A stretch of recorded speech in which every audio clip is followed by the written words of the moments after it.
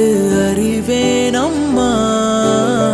மசக்கைகள் மயக்கம் கொண்டு மடிசாயும் வாழை தண்டு சுமையல்ல பாரம் சுகம்தான் அம்மா. தாயான பின்புதான் நீ பெண்மணி, தோல் மீது தூங்கடி கண்மணி கண்மணி. காலையில் தினமும் கண் விழித்தால் நான் கைதொழும் தேவதை அம்மா. அன்பென்றாலே அம்மா என் தாய் போலாகிடுமா.